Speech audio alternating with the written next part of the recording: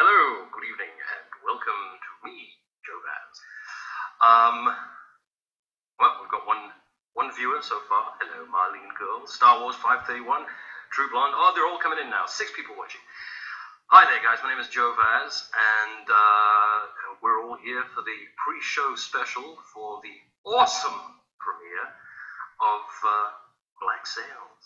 If you haven't seen it, which of course you haven't because you're all standing by for the premiere, then you're in for a treat. I'm just going to adjust this camera a tad so you see more of me and less of the roof. Can't wait. Yeah! That's the one.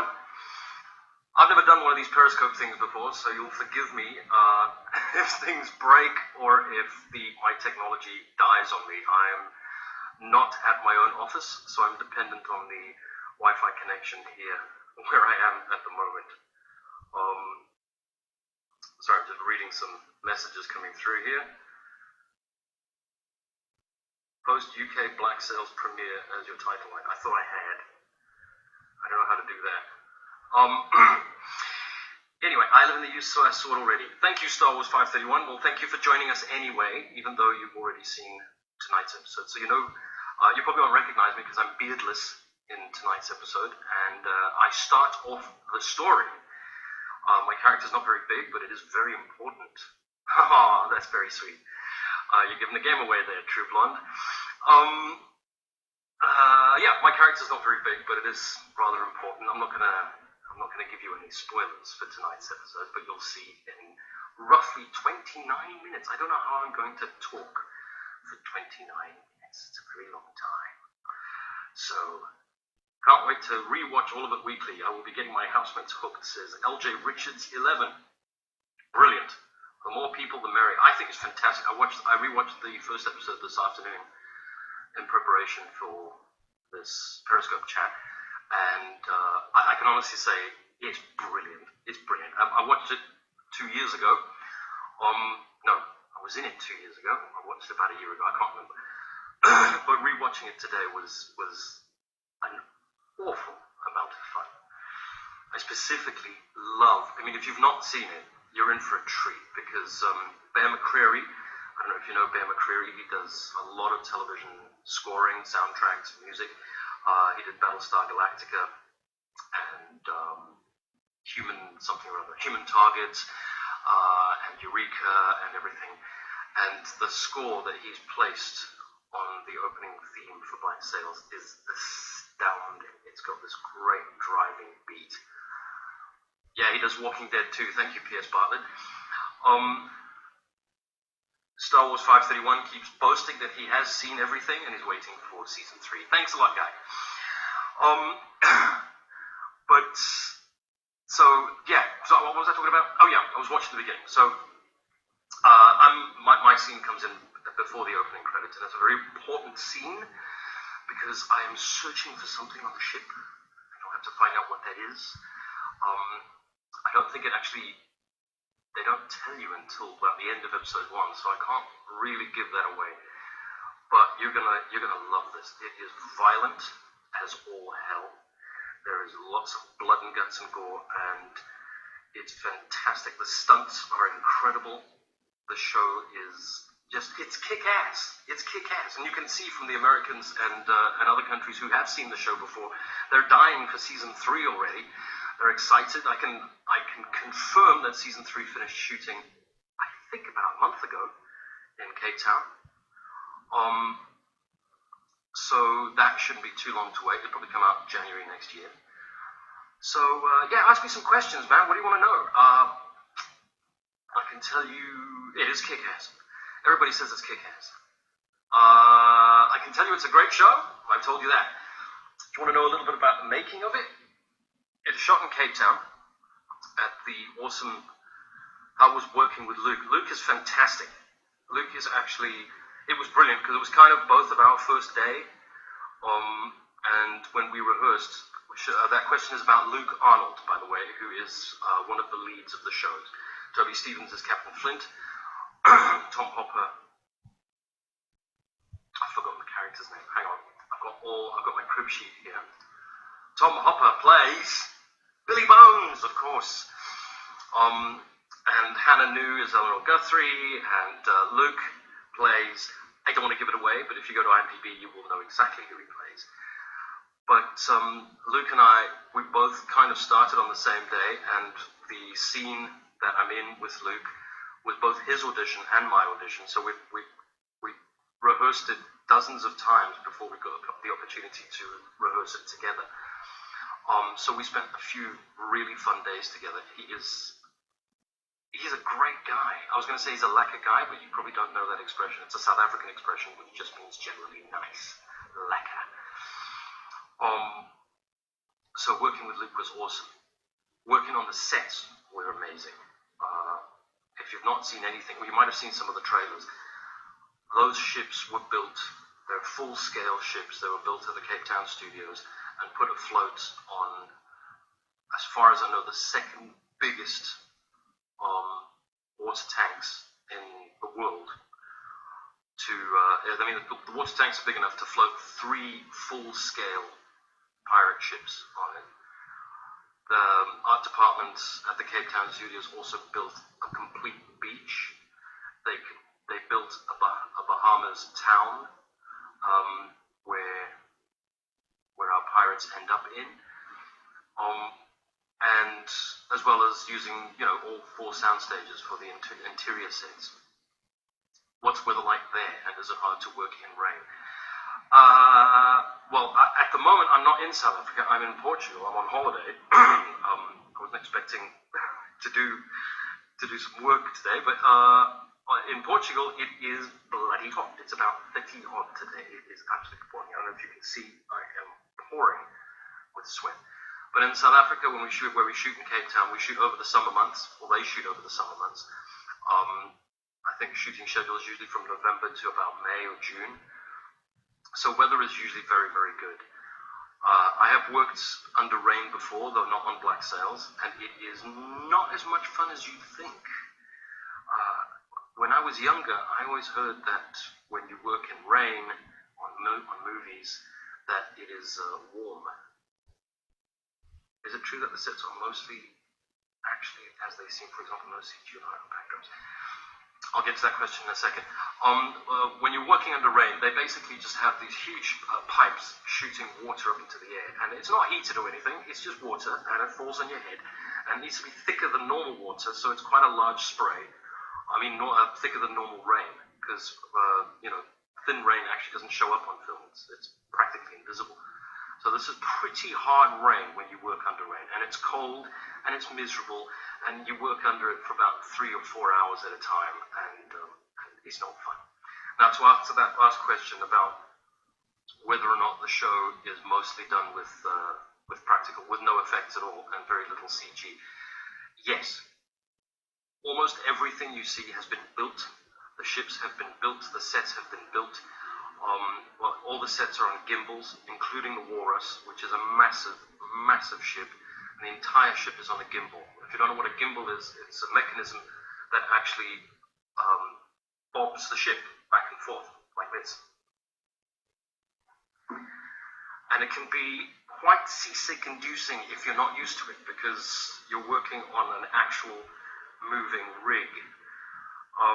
There is a lot of CG. I mean, there is some CG because the water tanks and the Cape Town studios are right next to a major highway, and they're very much landlocked. So whenever you see an extreme wide shot of one of the ships out at sea, that is mostly CG. If you see, a panoramic shot, then the backdrop will have to be CG, because otherwise you just see cars and houses in the background, because the studios are actually about 35 k's, or I don't know what that is in miles, about 20 miles inland from the ocean. So yeah, there's no actual sea there. It's just a very large water tank. Obviously, Cape Town is a coastal city, so when they do need to shoot real beaches or, wide shots, they can just take the crew on location down to the beach. There's a lot of beautiful locations and panoramic shots and scenes in Cape Town. I've got a question from the film writer. How long did it take to shoot my scene? We shot my scene over 1 day. I worked 2 days. First day is the bulk of the scene, which is my scene opposite Luke. That was about 3/4 of the day. We shot from, so you're looking at about 5-6 hours. Because there's a little technical aspects we had to get correct. There's a small sword fight that we had to rehearse, and we rehearsed that the previous day. Yes, it's when you're shooting on a real set that is built to scale, there's not much room because we're shooting in the hold of a ship. I mean, it's a built set, so it's not real, but you'd have about the same amount of room in there as you would on the hold of a ship. So it gets very, very hot because in the scene it's just me and Luke, but behind the scenes, both writers, Jonathan E. Steinberg and Robert Levine, were there, as well as the awesome director. I can't believe I haven't mentioned his name yet. I'll get back to him in a second. Plus first ADs, plus camera guys, plus camera assistants, plus riggers and grips, and you got about 20 people in a room that is not much bigger than a large lounge.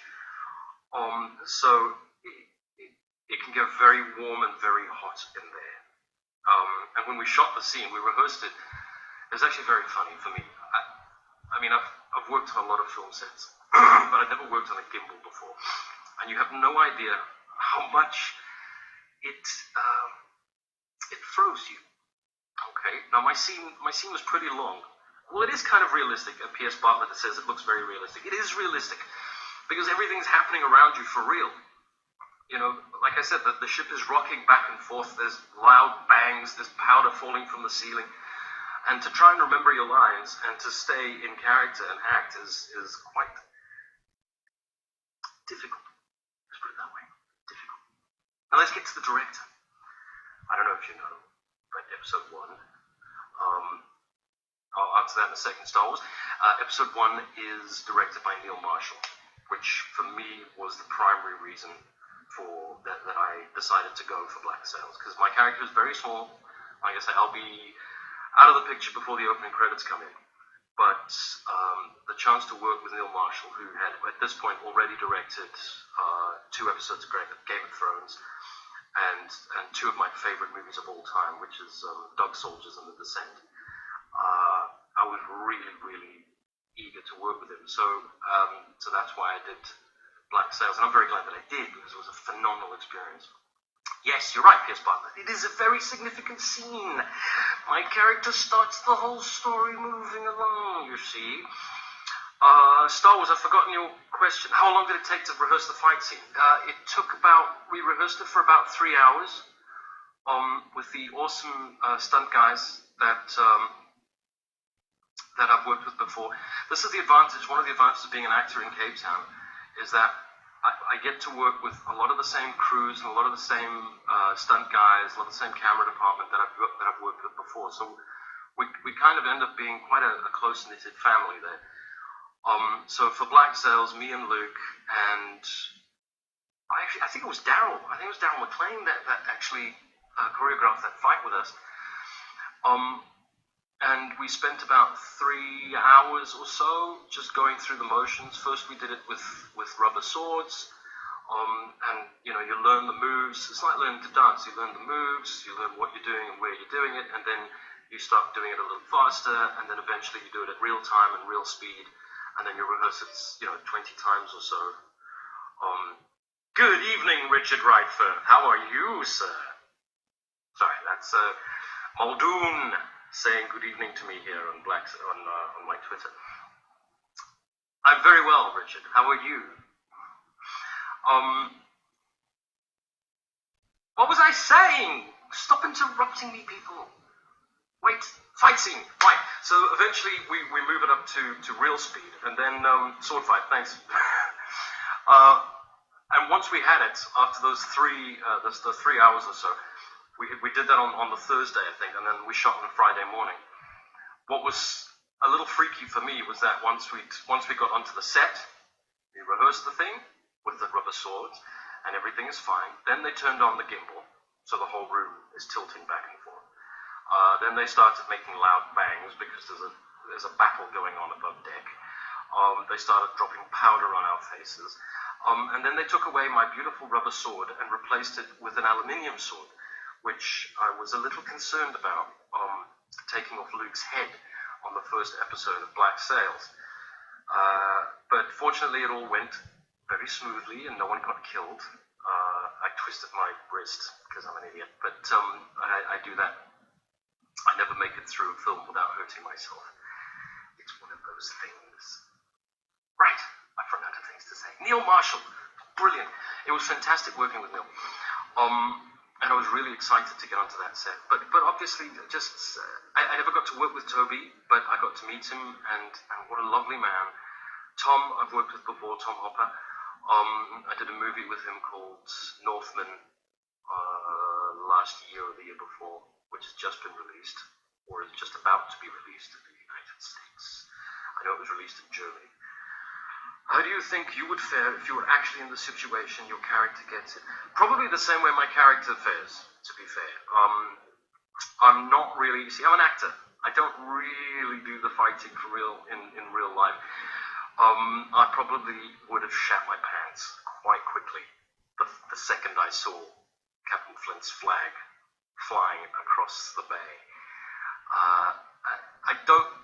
This is the thing about Black Sails. We all love pirate movies, and we love, Pirates of the Caribbean and all of that stuff. But Black Sails kind of shows you what it probably was really like. And basically, if you were on board a ship and you saw the Jolly Roger coming towards you, you were fucked. It was that simple.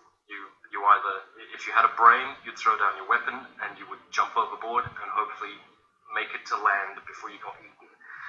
Because these guys do not play around. Captain Flint, I don't know if you've read Treasure Island. A lot of you, do you know that Black Sails is a prequel, so to speak, for Treasure Island? Surrender and Pray for Quarter, yeah, that's pretty much it. Black Sails is, of course, a prequel to Treasure Island. Now, if you've read Treasure Island, they spend the entire book talking about Captain Flint and how absolutely, utterly, insanely mad Flint actually was, and how violent and how dangerous Flint was. And they spend the whole book talking about that. So it is very scary and very interesting when we meet him in Black Sails, because we've only ever heard this reported stuff about Captain Flint and Treasure Island, and now all of a sudden we see him for real. Yeah, Charles Vane, L.J. Richards 11's pointing out here that Charles Vane, Jack, and Anne Bonny were all real pirates. They were indeed. Team Flint, of course. Oh, Vane's a twat. Sorry, I didn't say that. Zach, if you're watching, I'm so sorry. I don't mean you. But Flint is terrifying. Or at least he's made out to be terrifying. He is terrifying. And there's a fantastic South African actor in episode 1 called Anthony Bishop, who plays Singleton. And you will see Singleton is a wonderful foil for Flint in episode 1. And you see just how out of his mind Captain Flint actually is. I do have to give a shout out to my fellow South African actors who are on this series. I mean, there's far too many to mention, but Sean Michael Cameron, who plays Guthrie throughout the whole of season 1, you're going to love him. Langley Kirkwood shows up, Alistair Moulton Black, David Dukas comes in, Jeremy Crutchley, who is just one of my idols. I grew up watching him. He's phenomenal. And my personal favorite, he has to get a special mention because he's got the best line in the episode. I think he says one word, but you have to watch out for it. It's about 7 minutes in. He's a decrepit little bastard in the pub when they arrive. And he says one word. It's a great word. This is Paul Snodgrass, who, according to IMDb, plays Sanderson. He actually has a name. I had no idea, Snoddy. And then, of course, Richard Wright Firth, which I don't think appears in season 1. Richard, if you're there, when do you come in? But he's got a great, great role that comes in. And Hakim K. Kazim, of course, Mr. Scott. But Lawrence Joffe, Janis Aislinn. God, I'm just looking through these names. There's Slabber.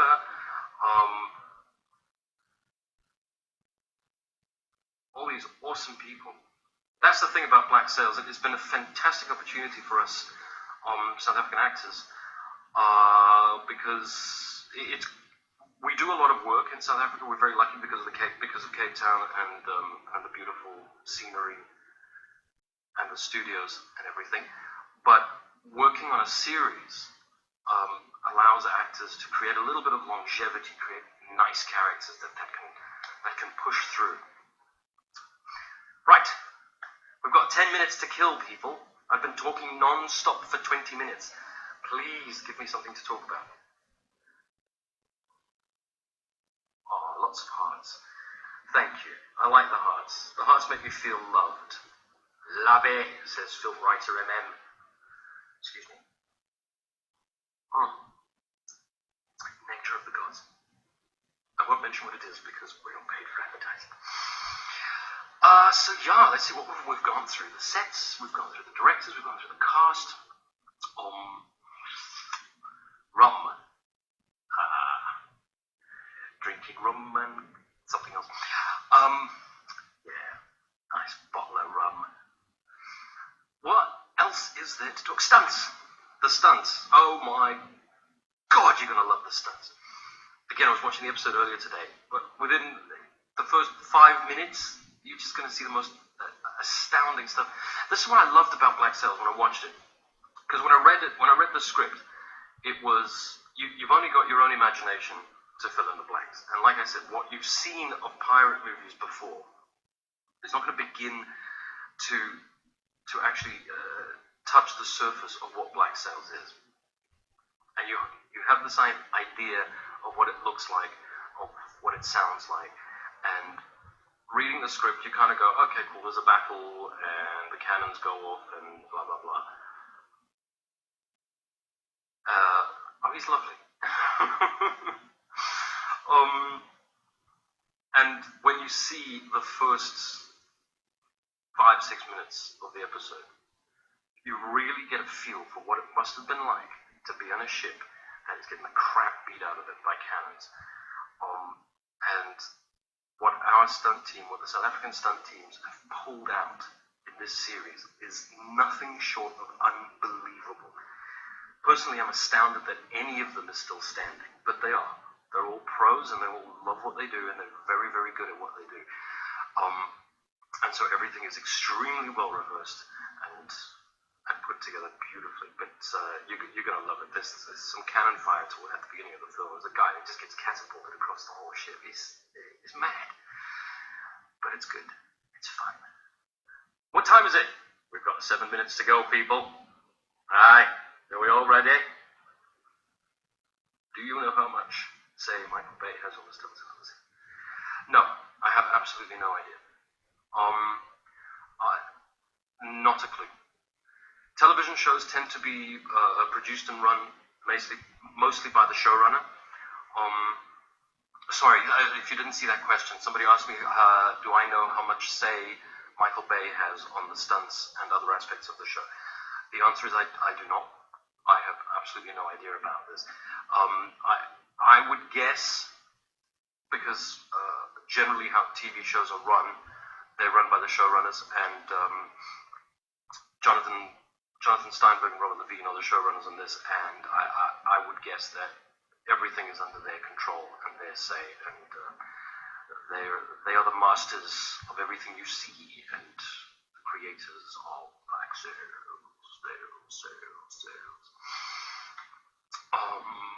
Listen, I am not in the UK, okay, so if anyone out there who is in the UK and is watching History Channel, could you give me a blip or something when the show is about to begin, so that I can press play on my video and watch along with you guys?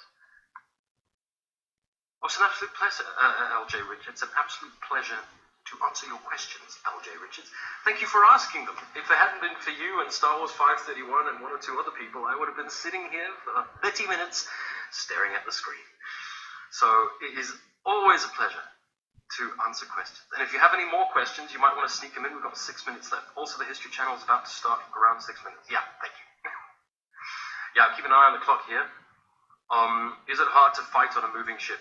It's hard to stand on a moving ship. It's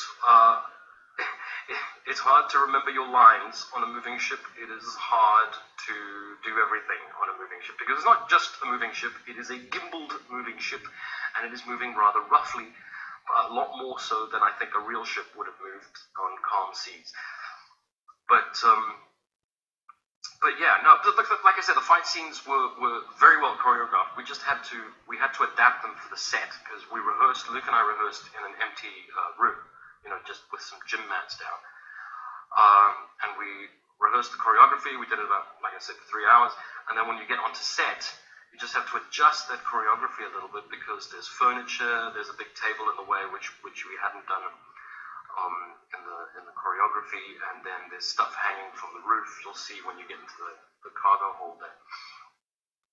And so we just had to adapt a little bit. And then of course you got the gimbal. So it's just a case of getting your sea legs. When it first starts, I mean, everybody, they give you a warning, and you basically brace yourself, because when the gimbal starts, everybody falls, everyone lurches to the left. But once it's going, it's pretty rhythmic, and you get your sea legs. I mean, if you've ever been on a boat, it's not too bad. It's just difficult to remember your lines and act, and remember your moves, and find out where the camera is, and all that stuff. But, that's why we're actors, because we're trained to do that. Every time I look to the right, I'm looking to a clock. It is 9:56. 4 minutes to go. 4 minutes to go. I'm running out of stuff to say. What's the one thing you'd like for people to remember about my character? I would like them... I have a 90-minute episode tonight, with commercial break, I suppose. I would like them either to forget him quickly, so that I may be recast as another character, and come back on the show. Or to really be curious about his background, so that I can come back to the show and play him earlier. Yes, P.S. Bartlett asks, do I wish I could have stayed on the show longer? I would have loved to have stayed on the show longer, and like I said, I'm only in this one episode, and I only accepted the role because I really wanted to work with Neil Marshall. Otherwise, I probably would have held out for something with a little bit more longevity and with a nicer character arc. But what's done is done, and I loved the experience, and it was phenomenal, and I'm very, very grateful for it. And I'm very grateful to be part of the show in any shape or size. Yes, a few episodes spat between you and Silver would have been amazing. At least your part was so pivotal, says P.S. Bartlett. Yes, it is a pivotal part. It is a very pivotal part. And you'll find out why in 2 minutes, ladies and gentlemen, 2 minutes. Right, if you haven't boiled your kettle yet, you better run off and do that. Otherwise, grab your scones, grab your bickies, pull up the telly, make sure the satellite's working, turn the volume up. Don't put your Twitter down yet, because I'm still here for another 2 minutes, and I'd hate to be talking to no one while you guys are all just sitting up and putting your feet up. But somebody do let me know when the show starts, so that I know when to switch off and start watching my show, the show on my side, and start tweeting a little bit. Things you should look out for. Singleton, brilliant character tonight. Guthrie, very, very scary character. Kicking it. Okay, Bartlett's going. Toby Smith is brilliant as Flint. It's an absolute pleasure. And me, look out for me. You'll spot me about 10 seconds in.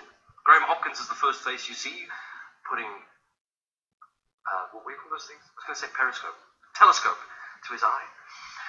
And then from then on, it's all about me for 3 minutes until the opening credits. Great, guys. Listen, I'm going to log off. Enjoy the show, and keep tweeting it with the hashtag, and I'm going to try and live tweet. I'm going to press play in about 10 seconds so that I can go along with you guys. And listen out for the theme music, because it kicks ass. Thanks a lot. Thank you for sticking around. Thank you for asking questions, and it's been an absolute